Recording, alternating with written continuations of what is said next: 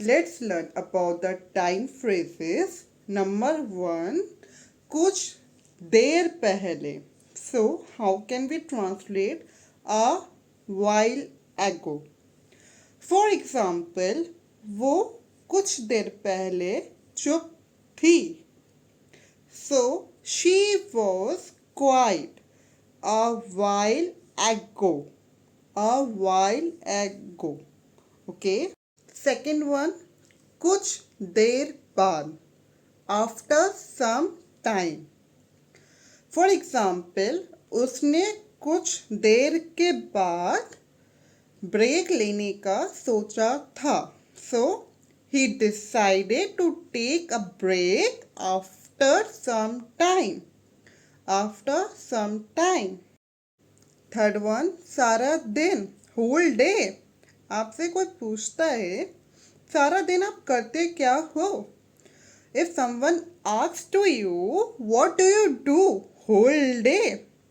आप रिप्लाई कर सकते हो मैं स्टडी करती रहती हूँ पूरे दिन. I do study whole day. Question and answer. Fourth one, अभी अभी, just now. मैंने अभी खाना ख़त्म किया है. I have just now finished the food. आपने अभी क्या किया है? You can ask the question. So, what have you done just now? Fifth one, अभी के लिए, for now or as of now. For example, तुम यहाँ से जाओ अभी के लिए. You go from here for now. Or you can use the word as of now. So you will get the answer. मैं अभी नहीं जाऊंगी. I won't go for now. जल्द ही, in no time. मैं आपसे मिलूंगी बहुत ही जल्द. I will meet you in no time. Means in no time. Seventh one, until now. अब से पहले. For example, वो अब से पहले टीम का लीडर था. He was the team leader until now.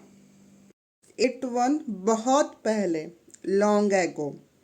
For example, ये कैसे हुआ था बहुत पहले. So, how long ago did this happen? Ninth one, कुछ देर में. So, a little while. मैं अभी आई कुछ देर में. I come in a little while. And last one, अभी तक नहीं. Not yet. आपने अभी तक मेरा चैनल सब्सक्राइब नहीं किया. So, haven't you subscribed my channel yet? नहीं किया. If you haven't done, आप कर लो. Please do like and share.